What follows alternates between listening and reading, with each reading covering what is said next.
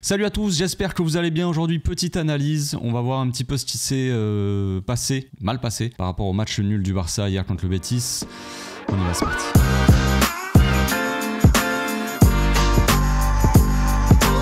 Au passage, n'hésite pas à nous rejoindre si c'est pas encore fait et à partager la chaîne autour de toi, ça fera plaisir à tonton. Avant de démarrer cette magnifique vidéo, sachez que je serai en live ce soir les amis sur la chaîne de ce bon vieux Kev. Si vous ne le connaissez pas, c'est un mec super sympa. Voilà, déjà c'est un mec super cool. Si je vous dis directement qu'il est parisien, vous allez me dire qu'est-ce que tu fais ? Frérot, qu'est-ce qui t'arrive? Mais sachez que c'est un mec super cool, super sympa. On va parler de la Ligue des Champions, des journées de Ligue des Champions de la semaine prochaine. Donc moi, j'ai été invité pour parler évidemment du match du Barça contre Dortmund. On va parler un petit peu du PSG, on va parler du Real, on va parler d'Mbappé. Donc évidemment, je vais me régaler. Si vous voulez participer, déjà, je mets sa chaîne Twitch dans la description de la vidéo. Je vous invite à aller voir ce qu'il fait un petit peu, à vous abonner évidemment. Le but aussi, c'est de donner de la force aux frères. Donc n'hésitez pas à passer une tête, 21h sur Twitch, vous pouvez participer dans le chat, tout ça. Voilà, on va parler football quoi, on va parler football et on va parler Ligue des Champions. Et Barça aussi les gars, ça va être cool. Donc on commence cette vidéo par la structure, la passe map de l'équipe. On voit un Baldé très haut ici, un Koundé un petit peu plus bas. On sait que l'équipe, on va le voir après, mais le Betis nous a pressé en 4-4-2 ou même plutôt un 4-2-4. Vraiment essayer de boucher un maximum l'axe, nous presser aussi sur les côtés. Quand on passe sur les côtés, nous empêcher de jouer, mais surtout nous empêcher de toucher Pedri et Casado. Et on le voit les amis, on le voit très clairement sur la passe map. Regardez, ce qu'on voit d'habitude c'est un Inigo Martinez qui va toucher un petit peu tout le monde. Évidemment beaucoup de passes entre les deux centraux, ça c'est toujours le cas. Pas mal de passes aussi entre Koubarsi et Koundé, ça c'est toujours un petit peu le cas. Quand Koundé joue un peu plus bas, eh bien il y a beaucoup de circulation entre les trois, c'est évident, mais normalement on a quand même beaucoup de passes dans l'axe. Regardez, Inigo Martinez a quasiment jamais touché, ou peut-être jamais même tout court, touché Rafinha. Très peu d'échanges de passes entre Pedri et Inigo Martinez.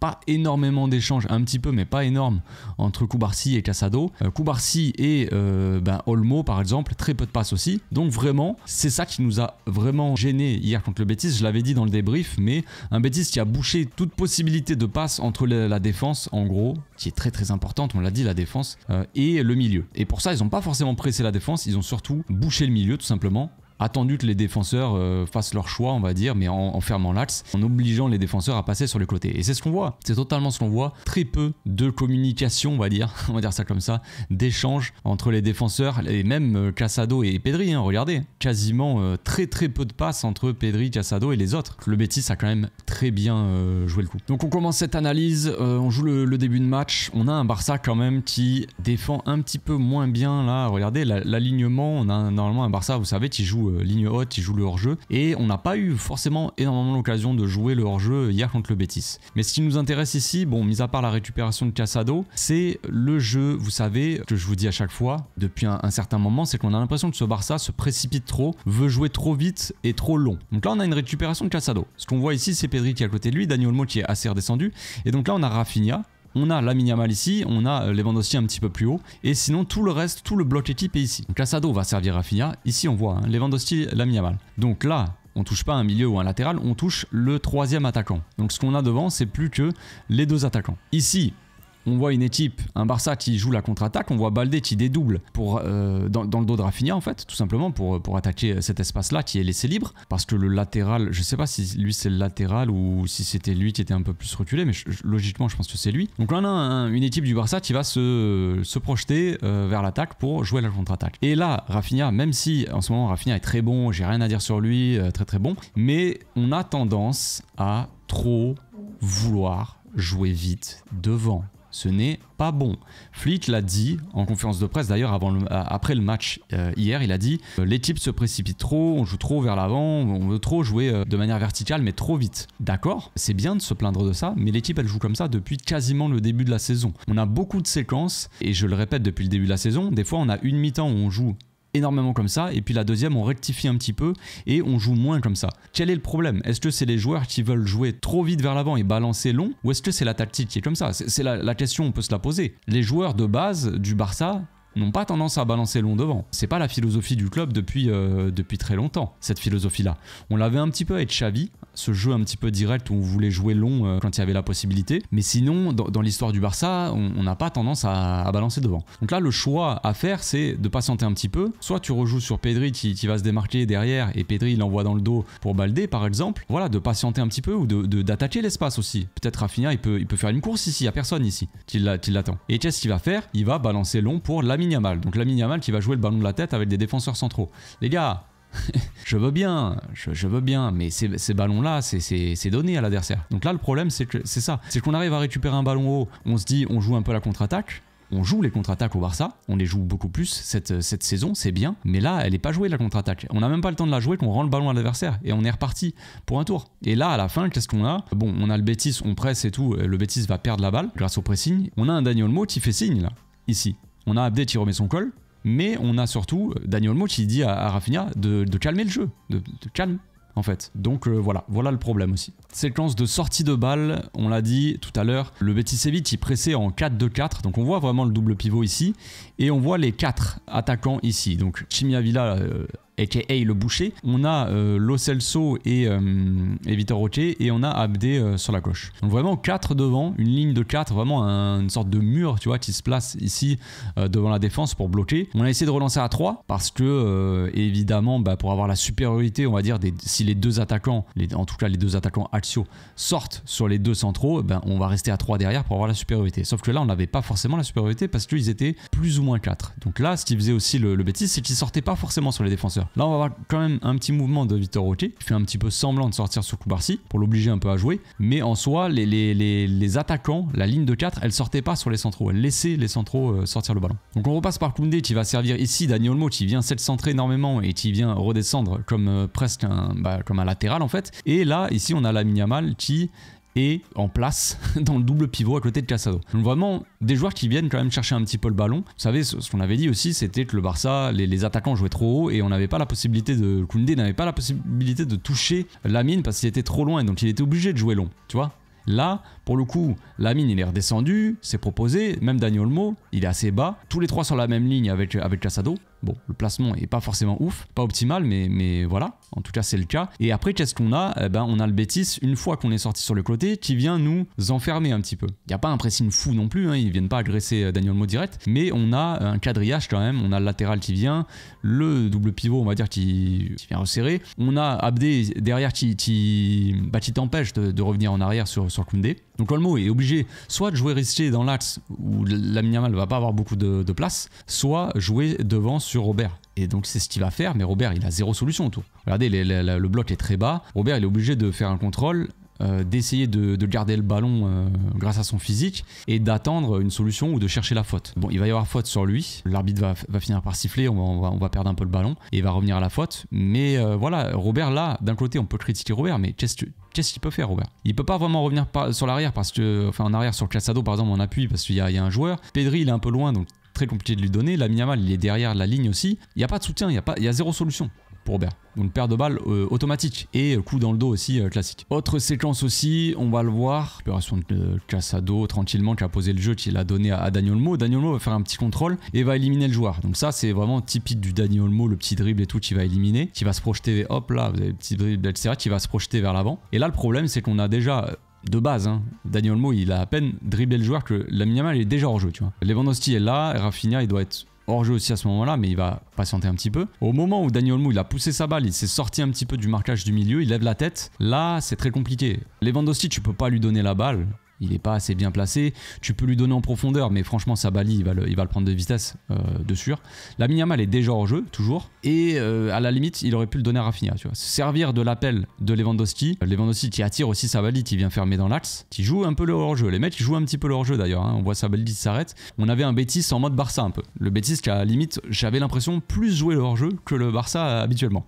Donc là, il joue un petit peu le hors-jeu, il laisse partir Lamine. Bon, là, Bartra, c'est un peu mal joué. Et Lamine, le Rafinha aurait pu faire l'appel et tout ça, et Olmo à la limite au-dessus de la défense pour Rafinha, c'était un peu compliqué, mais il aurait pu le tenter. Mais voilà, des joueurs qui sont déjà hors de position, déjà mal placés. Et regardez ici, sur l'aile droite, là où il aurait pu avoir un joueur qui déborde, parce qu'il y a un espace, c'est monumental l'espace qu'il y a là. Il n'y a personne. Dani Olmo n'a pas le choix à droite, il est obligé de revenir sur Pedri tranquille, on pose le jeu. Donc il n'y a pas de perte de balle, mais là, les joueurs sont pas très bien placés et il n'y a pas de solution dans le couloir. Soit Lamine Yamal doit aller dans le couloir et pas être dans l'axe, bon de base on l'a vu il était hors jeu, soit Koundé doit monter ici et prendre le couloir, parce que Dani Olmo qui joue dans cette demi-espace droit, il peut pas le prendre le couloir, il a la balle là, donc voilà, c'est bien, faut bien que quelqu'un le prenne le couloir, surtout vu l'espace qu'il y a. Normalement c'est à Koundé d'y être. J'ai pas totalement vu pourquoi il n'y était pas. Bah, si on revient en arrière, il était revenu en défense. Voilà, parce qu'il y avait une sorte de contre-attaque du Betis, on a récupéré la balle, mais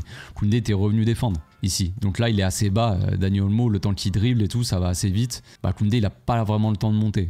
Mais après, il fait pas vraiment son appel non plus, quoi. On avance un petit peu. Dani Olmo, il a servi Pedri a servi Rafinha. Koundé est toujours pas dans le couloir. Il n'est toujours pas monté. Donc Rafinha va tenter un centre, deuxième poteau pour Lamine qui va tirer juste à côté. C'est tenté, c'est bien, mais voilà, il y a un manque de... Aussi potentiellement, quand on voit ça, quand on voit que Koundé peut pas prendre le couloir, quand on voit ce genre de choses-là, on peut se dire qu'il y a un manque de fraîcheur dans cette équipe pour faire vraiment les efforts. Ce qui est quand même assez étonnant, sachant qu'on joue la 15e minute. Ça fait que 15 minutes qu'on a démarré. Si les joueurs sont déjà fatigués au bout de 15 minutes, c'est qu'ils ne devaient pas forcément jouer dès le départ. Nouvelle sortie de balle. Ici, on voit encore, hein, je le répète ce que j'ai dit tout à l'heure, mais une ligne de 4. Vraiment un 4 de 4 quoi. 4 défenseurs, bon on les voit pas là. Le double pivot ici qui vient se placer derrière le double pivot du Barça. Mais devant ce double pivot là, Casado, Pedri, est vraiment une ligne de 4 assez resserrée. Hein. Évidemment la ligne de 4 ils sont pas très écartés, ils prennent pas forcément les latéraux. Vous voyez là l'ailier droit il est au niveau d'Inigo, l'ailier gauche Abdé, pardon, Abdé, il est au niveau de Koundé qui joue, donc là les 3 centraux sont ils ont la même largeur que les 4 joueurs du Betis, donc il y a forcément beaucoup de densité dans l'axe et très peu d'espace pour ce Barça là. Donc au final bon, Koubarsi l'a donné à Inigo la rend à Koubarsi, on avance un petit peu et là on le voit bien, là on voit bien la ligne de 4 derrière. Bon là l'ailier il est un peu redescendu, 4-3-3 pour le coup, pas beaucoup de solutions. On a nous les 4 devant qui viennent fixer, Dani Olmo pour le coup qui est à la place de Rafinha qui est à la place de Lewandowski à la place de Rafinha et Lamine qui écarte. Donc nous on joue en 3-2-5, tu vois, parce que Baldé est considéré comme ailier aussi, même si là il marche, je sais pas pourquoi.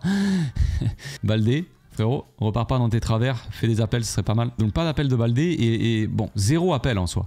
Là, il y a 0 appel et c'est pour ça que je comprends pas trop la passe de Koubarsi. Koubarsi qui va essayer de casser. Peut-être ce manque de patience, encore une fois. Hein. Koubarsi, moi je le dis, hein, pour moi Koubarsi est un monstre du football. Mais en l'occurrence, là, c'est peut-être un choix précipité ce qu'il fait. Peut-être qu'il a pas envie de faire tourner pendant 3 heures et il force un petit peu la passe et donc il va jouer long, quoi. Et là, il n'y a personne qui fait d'un appel. C'est très compliqué là pour Rafinha de faire un contrôle. Donc ballon rendu. Donc tu démarres le match comme ça, t'arrives pas à relancer, t'es un peu bloqué dans l'axe, tu balances les ballons.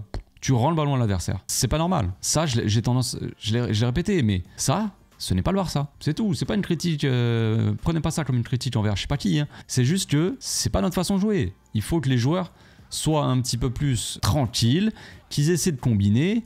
On a des joueurs de qualité pour combiner dans les petits espaces. Des mecs comme Pedri au milieu de terrain, tu leur donnes un ballon, ils le perdent jamais. On a des mecs comme Rafinha qui peuvent aussi jouer en une touche, tout ça, il a déjà montré cette saison. Dani Olmo qui est un joueur, un technicien de très grand talent aussi au milieu de terrain. Casado qui est plutôt bon aussi, c'est un joueur qui a l'habitude de jouer comme ça aussi, en relance courte, combinaison dans les petits espaces, ou à la limite il oriente le jeu sur Lamine Yamal.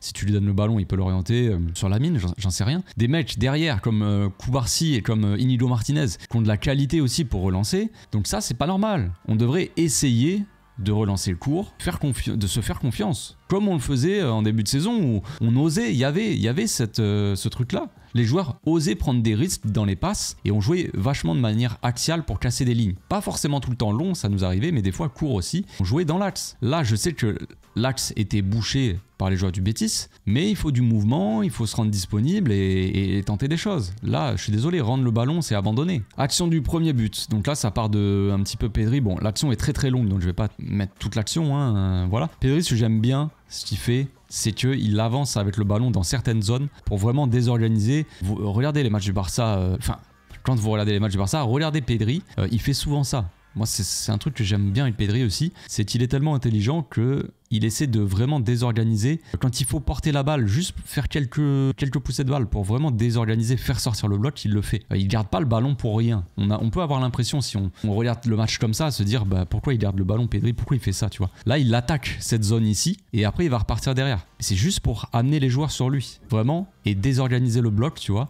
et libérer ses coéquipiers. C'est juste pour ça qu'il le fait. Encore une fois, l'intelligence de jeu de Pedri, la qualité de Lamine Yamal, et pour le coup, on voit Koundé dans le couloir. Ça aussi, c'est quelque chose qui a fait la différence parce que Lamine Yamal pouvait se retrouver un peu plus au cœur du jeu et combiner, en l'occurrence, avec Pedri sur cette action-là. Et Koundé qui occupe ce couloir-là, qui libère aussi un petit peu Lamine, c'est quelque chose de positif. Mais là, on va voir l'intelligence de Pedri. On va voir qu'il va se projeter dans cette zone ici. Normalement, Pedri est dans la zone gauche, Casado dans la zone droite du double pivot. Et là, Pedri va avoir l'intelligence, il va voir la zone, il va voir qu'il n'y a personne qui l'occupe parce que Dani Olmo était très projeté. Là, pour moi, Dani Olmo doit faire cet appel dans cette zone.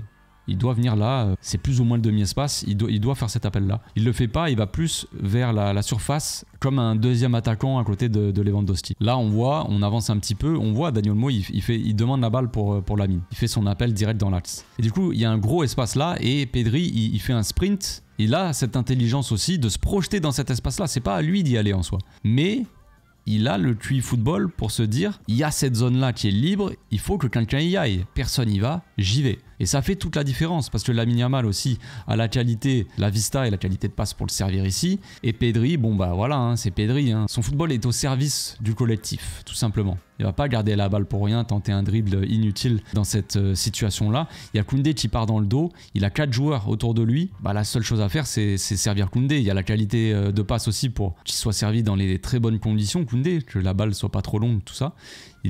Parce qu'il est en pleine course, donc il faut que la balle soit le plus simple, la plus simple à contrôler et qu'il se l'emmène bien. Et après, Koundé fait le centre parfait. Hein. Le centre très fort à ras de terre pour Robert, c'est parfait. Le centre est pas trop sur le gardien, pas trop mou, tu vois, pour que le gardien ait le temps de sortir et l'intercepter. Il est tendu, ras de terre pour Robert. Il n'y a plus qu'à marquer, quoi, j'ai envie de dire. Et bon, un peu de rebond ou quoi, mais c'est bien centré. Franchement, c'est parfait. L'action, elle est très belle, hein, collectivement, tout ça. On a un Barça qui a été patient, qui a fait tourner, qui a fait bouger ce bloc en fait adverse de gauche à droite. Pedri qui se retrouve à faire bouger lui-même ce bloc-là, désorganiser ce bloc en étant à gauche, en portant un petit peu le ballon. Il libère la balle, il se projette dans la zone qui est laissée libre de par les mouvements aussi de ses coéquipiers. Lamine Yamal qui est redescendu très bas et qui est sorti un peu de cette zone-là aussi. Et puis voilà, hein, ça fait but. Mais c'est pas étonnant que les buts arrivent sur des ballons qui sont touchés par Pedri et par Lamine Yamal. Parce que c'est eux quoi. C'est eux qui font que le Barça est au-dessus aussi. Imaginez si on avait 11 joueurs comme les deux. Là c'est l'égalisation, ça va être le péno contre-attaque. On va voir un peu ce qui s'est passé. Là déjà, bon c'était un corner. Déjà donc forcément beaucoup de joueurs du Barça, les joueurs défensifs sont bien dans la surface adverse pour jouer les ballons de la tête. Casado va essayer de jouer au-dessus de la défense, sa passe va être ratée. Alors on peut se dire que ici il y a Pedri qui fait l'appel. Alors oui, il y a Ferran qui fait son appel et Casado est capable de faire cette balle-là. Il a déjà fait, même avec le Barça B, déjà fait des petites passes D où il donne un ballon piqué au-dessus de la défense, tout ça. Bon, voilà. C'est dommage parce que la balle, elle a l'air de bien partir. Si elle n'est pas contrée, franchement, Ferran, il l'a et la balle, elle est pas trop longue et tout, quoi, en gros. C'est ça que je veux dire. Après, est-ce que Ferran la met? Je ne sais pas. Mais il centre là à point de péno pour un joueur qui est libre, seul face au goal, voilà. Maintenant, c'est vrai que quand tu vois Pedri, tu te dis, il aurait pu lui donner. Mais franchement, la balle, moi, je la tenterais, tu vois. Moi, je suis à la place de Casado, je la tente aussi. Balle piquée au-dessus de la défense. En plus, il a ce qu'il faut pour la tenter et la réussir, la passe. C'est pas comme si c'était un joueur qui savait pas faire une passe, qui était là, tu vois. Donc c'est un peu dommage. Bon, elle est contrée. Et là, il va y avoir la contre-attaque du Betis. Ici, on a un bloc du Barça qui redescend. Frenkie de Jong et Baldé comme les deux derniers défenseurs. Pedri qui vient presser le joueur du Betis. Je sais pas trop qui c'est. Je pense que ça doit être Chimiavilla. On a Lamine ici aussi qui redescend défendre, en tout cas pour le moment, qui va s'arrêter. Malheureusement, Koundé qui est là aussi, qui est un peu le seul à vraiment faire sa course du début à la fin, hein, d'ailleurs. Hein, il continue sa course jusqu'au bout, voilà, il s'arrête pas à aucun moment. Là, ici, on a Casado qui vient donc agresser le porteur, enfin agresser, qui vient le presser, quoi, essayer de récupérer la balle. Malheureusement, il va se faire passer, quoi. tout simplement, ça peut arriver. Et là, qu'est-ce qu'on a? On a 2 joueurs qui sont arrêtés, quoi. C'est pas forcément le bon truc à faire, je dirais. Après, c'est pas évident. Moi, je vous dis, hein, c'est pas non plus. Je pense pas que sur cette pause là de vidéo, à l'instant T, je pense pas que. Je sais pas si Frenty peut faire beaucoup mieux que ça en soi. Voilà, parce que c'est un peu ça le sujet. Casado essaie d'être agressif, de l'empêcher d'avancer. Il va pas réussir, bon voilà, c'est comme ça. Mais derrière, Frenty, je suis pas sûr que... Je pense que le problème, c'est qu'ils sont trop spectateurs et ils sont trop arrêtés, alors que là, Vitor Roque, il est pas du tout hors jeu parce qu'il est dans sa moitié de terrain et on lui laisse trop d'espace pour partir. Du coup, on est vachement en retard. On sait le Vitor Roque... c'est un mec assez puissant quand même, qui court assez vite, tout ça, donc il peut prendre de vitesse assez facilement, en tout cas poser des problèmes de vitesse à Frenty, qui manque aussi d'explosivité depuis sa blessure, on le sait. Le problème là, c'est la faute, elle est assez grossière, quoi. On avance un petit peu, bon voilà, Frenty arrive pas forcément à le rattraper. Bon, Roque part lancer pleine balle, on va dire, il est lancé, alors que Frenty, au départ de l'action, il est de dos. Là, par exemple... Bon, c'est un exemple, mais Koundé, vous voyez, il est devant Baldé. Ça, c'est pas logique non plus. Baldé était dernier défenseur avec Frenty de Jong, on le rappelle. Il est pas dans l'action. C'est pas comme si Vitor Roque faisait la passe à Abdé qui était seul. Mais je trouve ça étonnant, ça que je veux dire. Et sur le coup, Lamine Yamal aussi s'est arrêté. Ici, il s'arrête de défendre. Là, assez spectateur, il s'arrête un petit peu.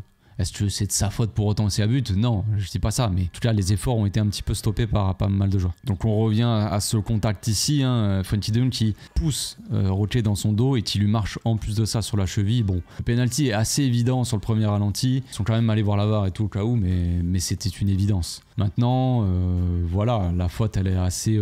c'est un peu, ça nous fait penser à Ronald face au PSG ou des choses comme ça. Est-ce que ça servait à quelque chose de faire une faute ici? Parce que la faute elle est quand même volontaire, je veux dire... t'es derrière le joueur, tu peux pas avoir le ballon en lui marchant sur la cheville en le poussant dans le dos, je veux dire c'est logique, tu récupères pas un ballon comme ça. J'imagine que quand t'es joueur de foot tu le sais, tu touches pas le ballon, il y a faute quoi. Dernier défenseur, il aurait pu, potentiellement ça aurait pu être plus grave, il a pris un jaune, Flick a pris un rouge. Barça va faire appel, va savoir pourquoi il a pris un rouge, il l'a dit lui-même, il a dit qu'il avait rien dit, qu'il s'était énervé contre lui-même en gros. Bon frérot, pas à nous.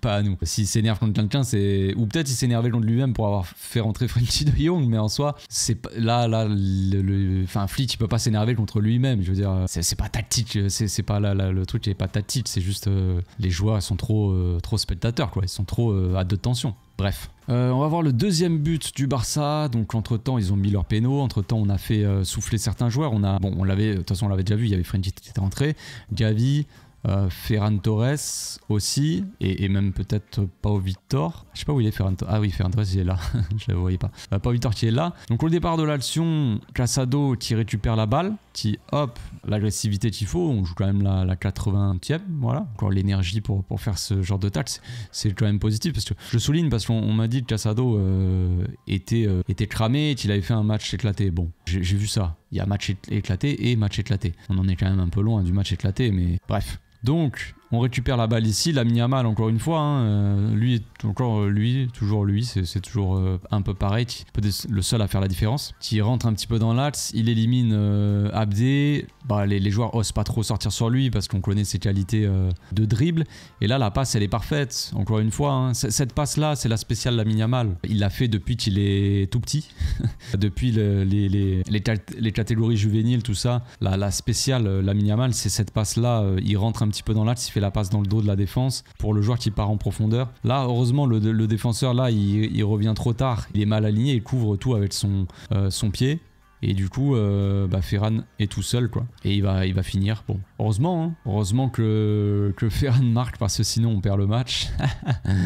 Ah, vas-y, moi, je sais plus quoi vous dire, les gars. Je sais plus quoi vous dire. J'ai vu beaucoup de commentaires sur ça. Et encore une fois, je dis même pas ça pour défendre Ferran Torres, les gars. C'est juste, j'ai du mal à comprendre. Il y en a, après le match, la première chose qu'ils vont dire, c'est si on n'a pas gagné, c'est à cause de Ferran Torres. Mais les gars, il y a un truc que je comprends pas. Déjà, c'est pas juste à cause de Ferran Torres, parce que collectivement, on a été mauvais. Collectivement, on est mauvais, mais ça date pas d'hier. Ça date de quand même quelques semaines. C'est un fait. Les joueurs sont fatigués, tout ça. Il y a beaucoup de raisons par rapport à ça. C'est pas juste Flick le problème, c'est pas juste les joueurs le problème.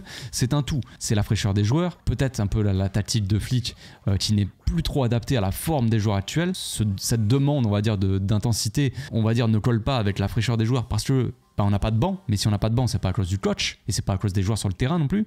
C'est parce que on est dans une situation où on n'a pas de banc. Maintenant, est-ce que Flick doit faire un petit peu plus de rotation pour que les joueurs soient plus frais? Il y en a qui disent que non, on ne doit pas faire de rotation, sinon on va perdre les matchs. Hier, on met les types et on ne gagne pas le match. Et on a des joueurs, en plus de ça, du coup, qui sont encore moins frais qu'avant. Il faut prendre des décisions, tout simplement. Donc dire que à la fin du match, que c'est de la faute de Ferran, je vous avoue, alors je sais, moi, de dire ça, les gars, ça ne me fait pas gagner des abonnés. Au contraire, hein, j'ai l'impression que dès que je dis un truc comme ça, il y a un mec qui se désabonne direct. Mais c'est pas un problème. S'il faut être objectif et s'il faut que certains se désabonnent parce qu'ils aiment pas entendre ce que je dis, il n'y a pas de problème avec ça. Moi, je m'en fous. Personnellement, je donne juste mon avis. Et c'est juste du football, les gars. Donc de tomber sur un joueur en particulier qui en plus de ça marque le deuxième but. Moi c'est un truc que j'ai du mal à comprendre les gars. C'est un truc que j'ai vraiment du mal à comprendre. Bref, but, ça fait 2-1. On va voir l'égalisation de Séville, enfin du Betis quoi, juste à la fin du match, à la 94e. Ici qu'est-ce qu'on voit? On voit déjà,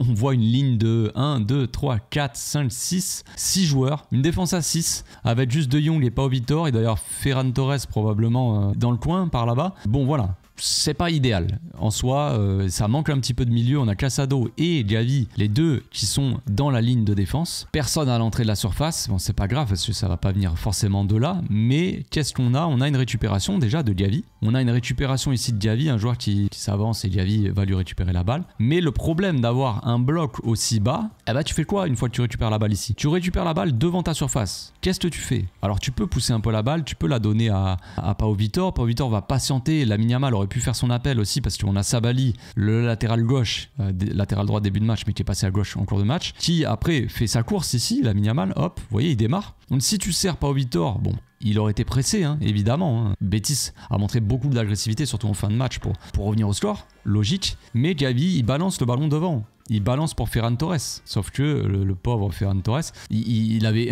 enfin le pauvre, l'exécrable Ferran Torres, au lieu de demander la balle dans les pieds un petit peu pour patienter, parce que là, Ferran Torres, il la demande ici. Gavi lui donne dans les pieds. Qu'est-ce qu'il fait Ferran Torres? Il a la solution de Lamine qui est seul. Et qu'est-ce qu'il fait? Il part dans le dos de la défense. Donc là on peut critiquer. Là, on peut dire, ouais, c'est pas bien joué, frère. Ferran Torres, c'est bien de faire des appels dans la profondeur. Mais il faut pas faire que ça, bordel. Au bout d'un moment, les gars, c'est un truc que je comprends pas. On est à la rue, qu'est-ce qu'on fait? On fait un grand appel dans la profondeur et là, mais qu'est-ce que tu fais? Mais frérot, toi, qu'est-ce que tu fais? Faut arrêter au bout d'un moment. Alors évidemment, si Gavi pète le ballon au-dessus, Ferran il part tout seul. Mais calma en fait. Là, le problème, et on va revenir juste après sur un autre quelques minutes avant, mais je le garde pour la fin. On a un Barça qui, en fin de match, n'arrivait pas à calmer le jeu. Et évidemment que la sortie de Pedri, elle joue beaucoup là-dedans. Et beaucoup ont souligné, ont pointé du doigt Flick sur son coaching, disant qu'il avait fait sortir un mec comme Pedri et que ça nous a pas aidé à garder le score. Parce qu'évidemment, sortir un mec comme Pedri qui va conserver, qui va calmer le jeu, qui va avoir cette qualité pour conserver le ballon sous pressing, tout ça, il va t'aider. Et tu le sors, ça n'aide pas. Tu fais rentrer Gavi qui est moins comme ça. Frenkie qui n'est pas forcément très en forme, voilà, j'en sais rien, comment le dire gentiment, mais on a un Ferran Torres évidemment qui fait que des appels dans la profondeur, il sait faire que ça, c'est compliqué pour garder le ballon, on le sait. Donc oui, on peut pointer du doigt Flick sur le mauvais changement, mais d'un autre côté, on a un match de Ligue des Champions dans quelques jours, donc Pedri il est bien obligé de souffler, tu vois. Donc s'il souffle pas en début de match, donc est-ce qu'il valait mieux faire souffler Pedri d'entrée de match ou à la fin du match? Mais dans tous les cas, est-ce qu'il fallait le faire souffler? Oui, d'un côté. Donc bon, c'est difficile. Mais là, l'appel dans la profondeur, ça sert à rien, faut arrêter de faire ça. Faut arrêter. On joue la 94e. Alors si, évidemment, s'il reçoit un ballon, il va marquer le 3e but, le match est plié, mais faut savoir calmer le jeu et on sait pas le faire, tout simplement. On n'a pas des joueurs pour faire ça. Mis à part Pedri, on n'a pas de joueur qui sait calmer le jeu. Frenkie de Jong, normalement, sait le faire, mais là, il est pas assez en forme pour le faire, j'en sais rien, il est troublé mentalement, j'en sais rien ce qu'il a, ça va pas, mais voilà. Donc on perd le ballon direct. Le Betis va jouer à droite sur le latéral qui va centrer. Je sais pas trop. Pau Vitor qui est un petit peu loin du joueur. Mais bon, d'un côté, il n'a pas le temps de sortir sur lui. Centre. Voilà. Là, comme ça, c'est pas dangereux, mais je sais pas quoi vous dire. Je ne sais pas quoi vous dire. Le gars joue bien le coup. Le Betis, voilà, c'est un beau but. Peut-être Inigo est un peu trop loin du joueur. Mais bon, d'un côté, ça va très vite. Il centre, reprise directe. Ça passe probablement pas loin d'Inigo Martinez. Iñaki Peña qui avait fait un gros match, bah voilà, pour le coup, celle-là, elle passe. C'est comme ça, mais la faute, elle est pas sur Pau Vitor qui sort pas, elle est pas sur spécialement Inigo ou sur le gardien. Là, en l'occurrence, je sais pas si on peut dire que c'est la faute de Gavi, mais en soi, un peu. Et c'est la faute de tout le collectif parce que on va revenir un petit peu plus tôt et on va finir là-dessus. On a une récupération du Barça. Là, on joue la 92e, donc c'est vraiment une minute avant qu'on soit tous en défense. Vous voyez, on a une récupération de la balle. On a Héctor Fort qui intercepte le ballon et qui joue, qui sécurise direct ballon à terre pour Iñaki Peña. Qu'est-ce qu'on a ici? On a Koubarsi. Je suis désolé, mais Iñaki Peña, il peut la donner à Koubarsi. Koundé va écarter, soit Koubarsi la donne à Koundé, soit après on a une solution, on a ici Héctor Fort, on a les 4 défenseurs, on a Casado qui est là, donc on a la plupart des joueurs du Barça qui sont, on n'est pas tous regroupés quoi. On a des solutions pour jouer vers l'avant et pour potentiellement conserver le ballon. Iñaki Peña, qu'est-ce qu'il fait? Il pète devant, pète le ballon.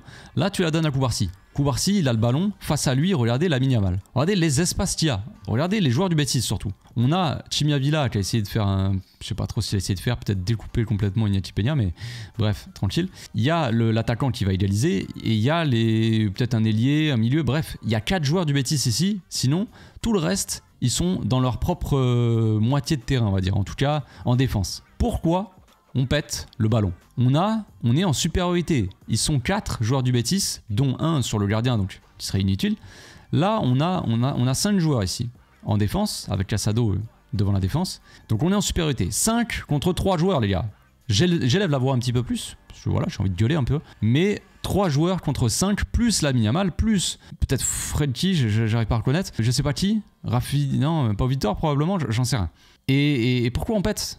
Pourquoi on pète le ballon ici? Il n'y a personne devant, frérot.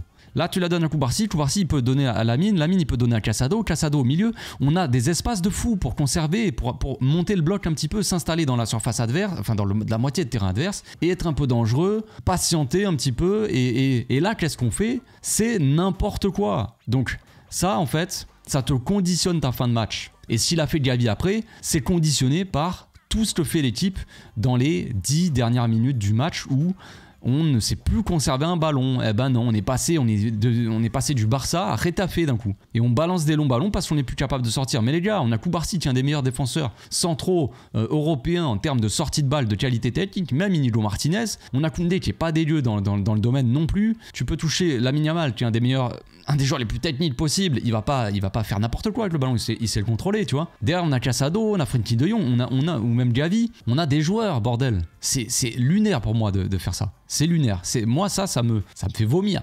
Ça me fait vomir plus que la perte de balle de Gavi sur l'égalisation. Moi, c'est ça qui m'énerve. Parce que la perte de balle de Gavi, disons qu'il est pressé, mais il y a zéro solution. Il se dit, je vais péter devant, tu vois. Mais là, à quoi ça sert de péter devant alors que tu as la supériorité? Tu peux ressortir vers l'arrière. Tu as tout l'espace pour construire. Bah non, tu pètes devant, tu la donnes à...